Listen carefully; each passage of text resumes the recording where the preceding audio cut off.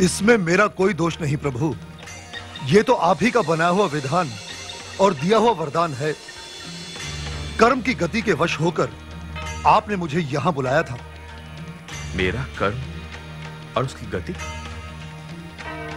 वो क्या है? अपने श्वसुर दक्ष के यज्ञ में आपने विनाश लीला रची थी। तोड़ फोड़ कर उस यज्ञ में विघ्न डाला था। महाप्रभु, कर्म फल का विधान बनाने वाले आप स्वयं आप भी कर्म फल के बंधन से बंधे हुए हैं। सत्य कहते हैं शनि महाराज, सत्य कहते हैं।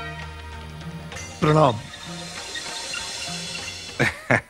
तो इस तरह शनि दशा ने अर्थात कर्म गति के विधान ने भगवान शिवजी तक को नहीं छोड़ा। हाँ। मगर परम तपस्वी होने के कारण हाँ। उनके ऊपर शनि दशा का असर मात्र 2.5 पहर के लिए ही था। यानी कि शनि की दशा कम या ज्यादा वक्त के लिए भी होती है? बिल्कुल। जिस तरह से जज 6 महीने से लेकर 14 वर्ष की सजा सुनाता है और छोटे बड़े अपराध को देखकर ही सुनाता है, उसी तरह शनि दशा अधिक से अधिक 7.5 वर्ष के लिए और कम से कम 1.25 पहर के लिए मनुष्य को संकट में डाल ही देती है। मतलब ये कि थाने के दरोगा की तरह शनिदेव भी पूरी दुनिया के दरोगा है। दरोगा कहो या दंडाधिकारी, लेकिन यह सत्य है कि मनुष्य के जीवन में शनि का प्रवेश उसके अहंकार को तोड़ने के लिए होता है और मनुष्य के जीवन में शनि एक बार अवश्य आता है। What for? क्यों आएंगे शनिदेव अगर आदमी बुरा काम करेगा ही नहीं? भाई, जब आदमी बुरा काम करता है तभी तो दंड देने आते हैं ना आपके शनिदेव। बेटी, व्यवहारिक रूप से सोचना तुम्हारा ठीक है, लेकिन इसका दूसरा पक्ष भी है। वो कौन सा?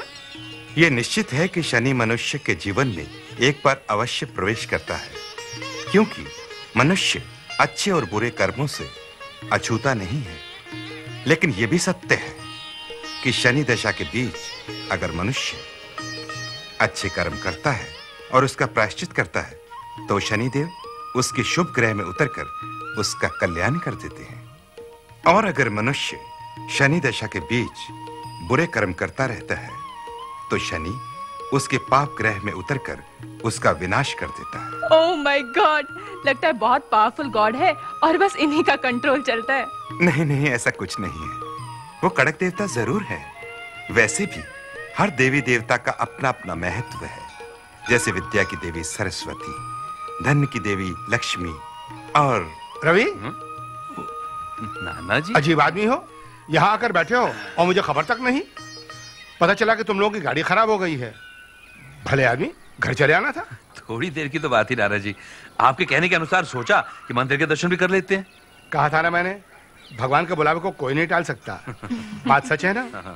अच्छा अच्छा, आप दोनों पंडित दीनानाथ जी के मेहमान हैं? मेहमान नहीं पुजारी जी, हम इनके बच्चे हैं, बच्चे। ये हमारे नाना जी। हाँ। पता चला कि अब यहाँ आकर रुके हो। तुम्हारी नानी खाना बनाने में जुट गई। वक्त रहा तो रोटी भी खा लेंगे। अब आप बैठिए तो पुजारी जी की बातों में बहुत आनंद आ रहा है। क्यों महाराज, रोचक कथाओं द्वारा बच्चों का मन जीत लिया क्या? अब शनि महाराज की इतनी रोचक कथाएं हैं जिसका तो कोई अंत ही नहीं है। रियली? आपने लक्ष्मी वाली रोचक कथा सुनाई क्या? नहीं, अभी तक तो नहीं सुनाई। ये सुनते सुनते थक गए होंगे। थकना कैसे, सुनाइए, जरूर सुनाइए।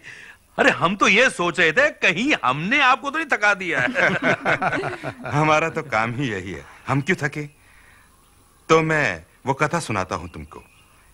एक बार क्या हुआ, लक्ष्मी जी और शनि महाराज एक ही मार्ग पर आमने सामने आ गए और दोनों में बातचीत शुरू हो गई। बातचीत करते करते दोनों में बहस होने लगी। कहिए शनिदेव, किस सत्पुरुष के सुखमय जीवन को संघर्ष की अग्नि में झोंकने के लिए जा रहे हैं? कठोर कर्तव्य के अधीन रहकर मुझे मानव कल्याण के लिए ये सब करना ही पड़ता है देवी। परंतु आप बताइए कि आप किस धन संपन्न पुरुष को निर्धन बनाकर उसे जीवन भर के लिए रोता छोड़ाई हैं? आपके कठोर कर्तव्यों की भांति मैं भी तो सदाचार के नियमों से प्रतिबद्ध हूँ। आप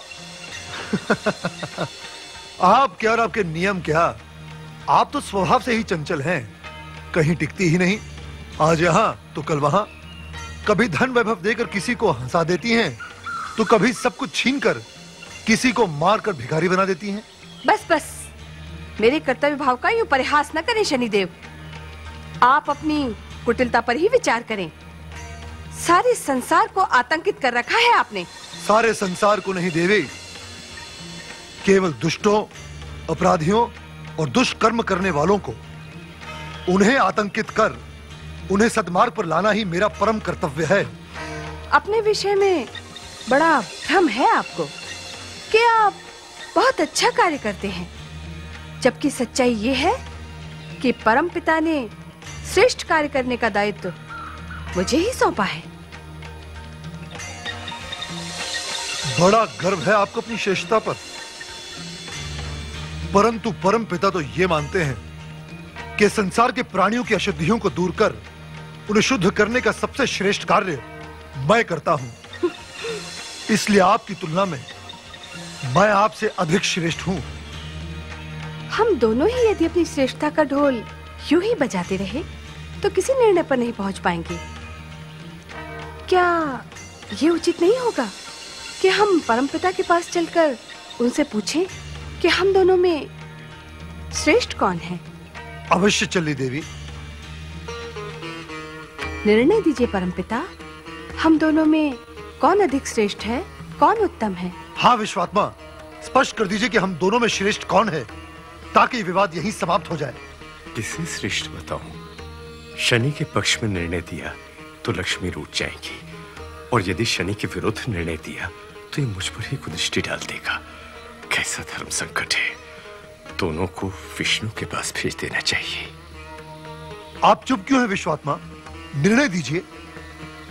इसका निर्णय देने का अधिकार मेरे पास नहीं है शनिदेव। तो फिर किसके पास है? त्रैलोक्यनाथ विष्णु के पास।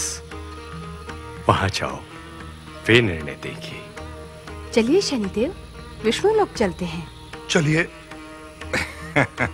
इस प्रश्न का हल ना तो विष्णु जी के पास था, ना शिव जी के पास। कठिन निर्णय अंत में पहुंचा देवर्षि नारद के पास। नारायण नारायण। तो बताइए ना देवर्षि, हम दोनों में अधिक श्रेष्ठ कौन है? अच्छा, तो अब ये निर्णय मुझे लेना होगा कि आप दोनों में से श्रेष्ठ कौन है। है तो कठिन। हाँ, मैं ये निर्णय ले सकता हूं प्रभु, यदि आप दोनों वहां से चलकर यहां आए। नारायण नारायण। आहा, उत्तम, अति उत्तम। आप दोनों ही श्रेष्ठ हैं। दोनों ही श्रेष्ठ हैं, परंतु ये तो कोई निर्णय नहीं होना देवर्षि। निर्णय दीजिए देवर्षि कि कौन अधिक श्रेष्ठ है। नारायण नारायण। तो देवी, आप दोनों पुनः एक बार यहां से चलकर वहां जाएं, तभी मैं कोई निर्णय ले सकता हूं। आहा, श्रेष्ठ, परम श्रेष्ठ। परंतु कौन? आप दोनों। आप हमें छोटा बालक समझते हैं देवर्षि, जो हमें फुसला रहे हैं। स्पष्ट रूप से बताते क्यों नहीं कि हम दोनों में श्रेष्ठ कौन है? आप दोनों ही श्रेष्ठ हैं शनिदेव। देवर्षि, हम दोनों में से अधिक श्रेष्ठ कौन है?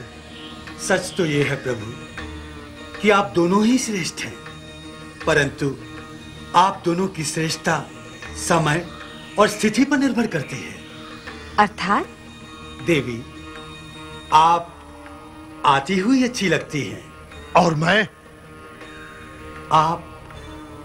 आप जाते हुए अच्छे लगते हैं शनिदेव। प्रणाम। Very smart, absolutely right answer. पैसा आते हुए अच्छा लगता है और प्रॉब्लम्स जाते हुए। पर पैसा जिस तेजी से आता है, कष्ट और मुसीबतों का जाना उतना ही आहिस्ता होता है। क्यों? ऐसा इसलिए होता है कि शनिदेव की जो गति है बहुत मंद है। वो मंद गति के भी कहलाए जाते हैं। पुजारी जी, ये शनिदेव तो बहुत स्ट्रॉन्ग एंड पावरफुल हैं। तो फिर इनकी गति इतनी मंद होने के पीछे जरूर कोई स्ट्रॉन्ग रीजन होगा, है ना? कारण एक